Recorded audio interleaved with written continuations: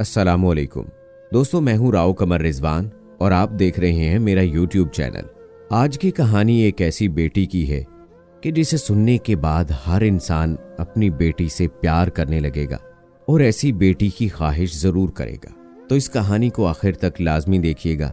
मजीद ऐसी कहानियों के लिए मेरे चैनल को जरूर सब्सक्राइब कर लें, साथ में बेल आइकॉन को भी प्रेस कीजिएगा।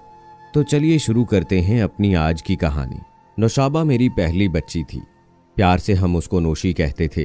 वो बेहद खूबसूरत थी और यूं भी हर माँ को अपना बच्चा दुनिया के सारे बच्चों से ज्यादा खूबसूरत लगता है।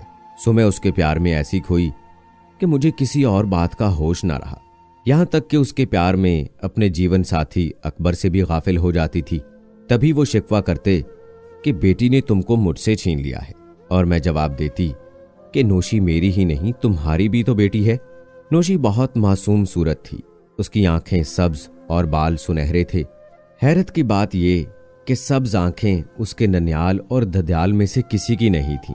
उसकी ठोड़ी पर नन्ना सा तिल बहुत खूबसूरत लगता था और कंधे पर सुर्ख निशान था, जिसको बड़ी बूढ़ियां पदम का निशान कहती थीं। मेरी सास का ख्याल था कि जिस बच्चे के शाने पर यह निशान हो वो बहुत खुशबख्ती लाता है। जब नौशी पांव पांव चलने लगी तो मेरी मसरूफियत और बढ़ गई, क्योंकि वो कमरे से बाहर लॉन में निकल जाती और मुझे उसके पीछे जाना पड़ता। हर वक्त गेट बंद करने के ख्याल में रहती कि कहीं नौशी बाहर न चली जाए। उस रोज बादल छाए हुए थे और मैं कमरे में अलमारी की सफाई कर रही थी, क्योंकि शाम को अकबर को किसी काम से लाहौर जाना था। मुझे उनके कपड़े निकालने थे और बैग तैयार करना था। अकबर का बैग तैयार करने के बाद कुछ देर में अलमारी की इशिया दुरुस्त करने में मगन रही। दफतन ख्याल आया नौशी लाउंज में खेल रही थी। देखूं तो उसकी आवाज ही नहीं आ रही। कहीं खेलते खेलते सो तो नहीं गई। ये ख्याल आते ही मैं दौड़कर कमरे से बाहर आई। वो लाउंज में नहीं थी। मैंने सारा घर छान मारा। लाउंज में उसके खिलौने पड़े हुए थे। मैं लॉन में निकली जहां उसकी गेंद घास पर मौजूद थी, मगर वो खुद वहां भी ना मिली। उसे पुकारती मैं गेट तक आ गई। छोटा पट खुला था। तभी यकीन हो गया कि वो गेट से बाहर चली गई है। न जाने कैसा छोटा गेट खुला रह गया था, हालांकि ऐसा पहले कभी ना हुआ था। इस मामले में मैं बहुत मोहतात रहती थी। मैंने अपने हुलिये का भी ख्याल ना किया और गेट से निकलकर सड़क पर आ गई। इधर उधर देखा, बच्ची होती तो कहीं नजर आती। ख्याल आया कि बच्ची खेलते खेलते बाहर निकली है और कोई जालिम मेरी मासूम बच्ची को उठाकर ले गया है। इस ख्याल के आते ही मेरी टांगें कांपने लगीं। अब तो आगे 2 कदम चलना मेरे लिए दूभर था। दोपहर का वक्त था और ऐसे वक्त तो बंगलों के अतराफ मुकम्मल सन्नाटा होता है। राहगीर तो क्या, कोई जी रूह नजर नहीं आ रहा था। किससे उस मासूम का पूछती। दीवानी सी इधर उधर देख रही थी कि इतने में अकबर गाड़ी में आते दिखाई दिए। उनके ऑफिस से लौटने का वक्त हो गया था। उन्होंने कार को मेरे करीब रोक लिया और बोले, क्या बात है रुखसाना, क्यों ऐसे हुलिये में बाउली सी सड़क के बीचों बीच खड़ी हो? मैंने कहा, नौशी नहीं है। छोटा गेट खुला रह गया था, वो बाहर निकल गई है। वो भी परेशान हो गए, मगर मुझे हौसला देने लगे कि घबराओ नहीं, अभी पता करते हैं, कहीं साथ वाले किसी बंगले में न घुस गई हो। हमारे घर के बराबर ही एक प्लाट मुद्दत से खाली था, लेकिन कुछ रोज पहले उस पर तामीर शुरू हो गई थी। दोपहर के वक्त मजदूर खाना खाने चले जाते थे, तभी वहां कोई नजर न आ रहा था। चौकीदार भी दिखाई न दिया, तो हम दोनों मियां बीवी जेरे तामीर इमारत के अंदर चले गए। चौकीदार सोता मिला। हमने उसे जगाकर बच्ची का पूछा तो उसने ला इल्मी का इजहार किया। कहने लगा, अभी मजदूर लोग खाना खाकर आते हैं तो उनसे पूछते हैं, शायद उन्होंने बच्ची को देखा हो। मुझे सब्र कहाँ था। जेरे तामीर इमारत के अंदर घुसकर बच्ची को पुकारने लगी। नौशी नौशी, अपने दिल को बहलाने की कोशिश करने लगी, इस ख्याल से कि बच्ची यहीं आई होगी और किसी कोने खुदरे में उसे नींद आ गई होगी। दोपहर को वो हमेशा उस वक्त थोड़ी देर के लिए सो जाती थी। उसे पुकारते हुए जब मैं इमारत के अकब में पहुंची, वहां सीमेंट, रेती और लकड़ी के तख्ते पड़े हुए थे। वहां मुझे रेत पर कुछ निशान दिखाई दिए। बच्चे रेत और बजरी में बहुत शौक से खेलते हैं। जब गौर से देखा, मुझे रेत पर नौशी के पैरों के नन्हे नन्हे निशान दिखाई दिए। वो यकीनन पिछली जानिब से इधर आई थी। कदमों के ये निशान रेत से होते इस तरफ जा रहे थे। जहां पानी का अंडरग्राउंड टैंक बना हुआ था। ये पानी से भरा हुआ था और उसे खुला रखा गया था। तामीर की जरूरत को पूरा करने के लिए पानी का वो टैंक किसी हौज की मानंद खुला हुआ था। मेरा दिल धक से रह गया। तेजी से उधर भागी और झुककर हौज को देखा। आह, काश मैं ना देखती। वो ऐसा नजारा था जिसको देखकर कोई माँ जिंदा नहीं रह सकती। मेरी मासूम नौशी उसमें डूब चुकी थी। 1.25 साल की नन्ही सी जान को उसमें डूबकर जान देने में बस चंद लम्हे लगे होंगे। मेरी चीख फलक शगाफ थी। इतने में अकबर ने मुझे जकड़ लिया, वरना मैं खुद भी पानी में कूद जाती। जब मुझे घर लाए होश में न थी। लोग जमा हो गए। पड़ोस की औरतें होश में लाने की तदबीरें करने लगी। होश में आई तो देखा कि नौशी की मैयत सामने रखी है। मैं उसके खटोले को पकड़कर ज़ारो ज़ार रो रही थी। वो लोग उसे उठाने लगे, लेकिन मैंने मौत खटोले को उठाने ना दिया। उसकी पट्टी से चिमट कर बैठ गई। वो लोग जो जनाजा उठाने आए थे बेबस हो गए। उस शाम मेरी दीवानगी की वजह से बच्ची को दफनाया ना जा सका। जल्द ही रात हो गई। शाम के 8 बजे थे। लोग मैयत उठाने के मुंतजिर थे और मैं पट्टी को मजबूती से थामे थी कि नहीं ले जाने दूंगी अपनी बच्ची को। वो रात को कब्र के अंधेरे में डरेगी। रोते रोते मुझ पर गुनूदगी तारी हो गई। तभी देखा कि जाग रही हूं और नौशी जिंदा होकर मेरे सामने खड़ी है। हालांकि उसने बोलना ना सीखा था, मगर अब वो बोल सकती थी।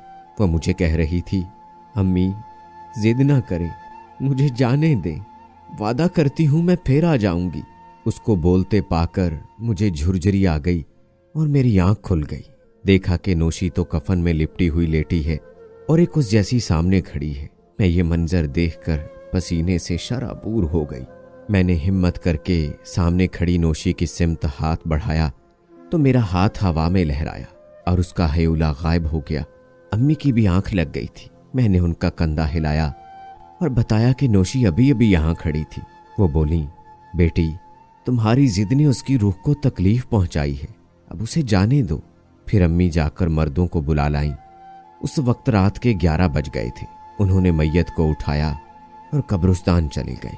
अब मेरी आंखों में आंसू थे और न मैं धाड़े मारकर रो सकती थी। बेजान बुत की तरह गुमसुम बैठी थी। अम्मी ने जबरदस्ती मुझे पकड़कर पलंग पर लेटाया, लेकिन रात भर सो न सकी। नौशाबा की मौत के बाद काफी अरसे तक इस वाक़े का असर रहा और मैं बीमार रहने लगी। अजीब सा खौफ दिल पर तारी हो जाता था।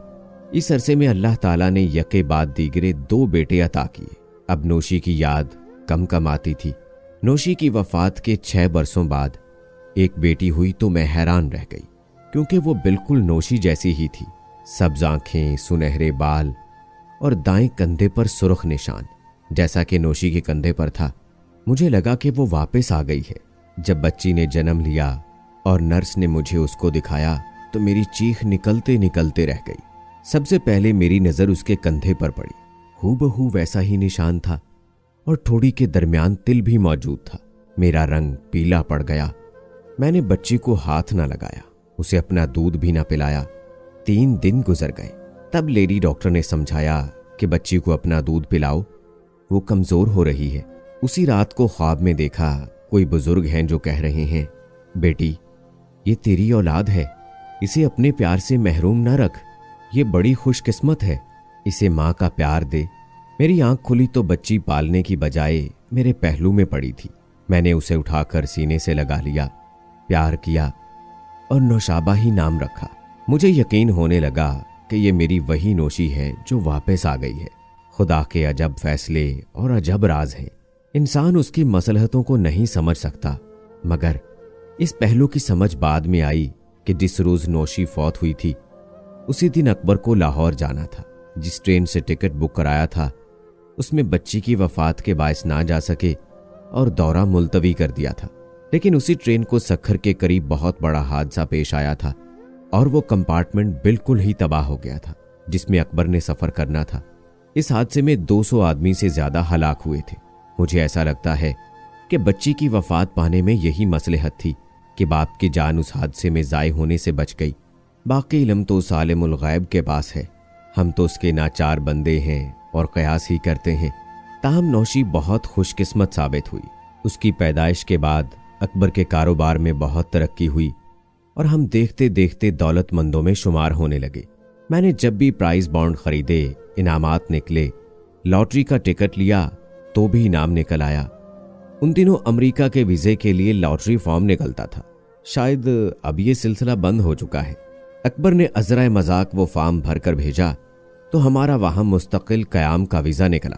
हम तो सोच भी ना सकते थे, लेकिन अब हम बिला तरद्दुद अमरीकी शहरी थे, वहां जा सकते थे। हम अमरीका गए, लेकिन मेरे शौहर को वहां रहना पसंद ना आया। वो बोले, अपने वतन से बढ़कर कोई जगह अच्छी नहीं। जितनी मेहनत यहां करनी है क्यों ना अपने वतन में कर लें, तो वहां क्या कमी है। मुझे बेटे प्यारे हैं मगर नौशी से ज्यादा नहीं, वो हमारी जान है।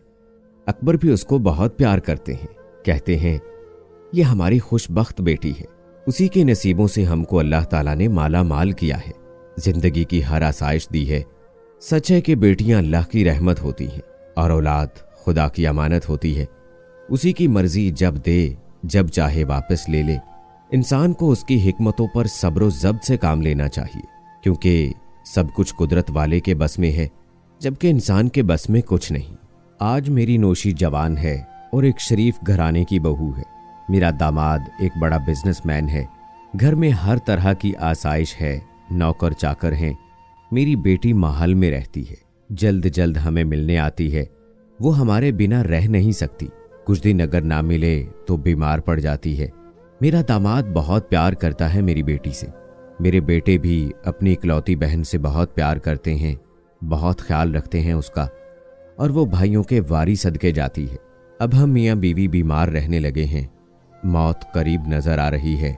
मौत से तो नहीं डरते, क्योंकि मरना तो सबको है, बस बेटी से जुदा होने से डरते हैं। अल्लाह सब माँ बाप का साया बच्चों पर कायम रखे और सब माँ बाप को बेटियों से ऐसे ही प्यार करने की तौफीक दे।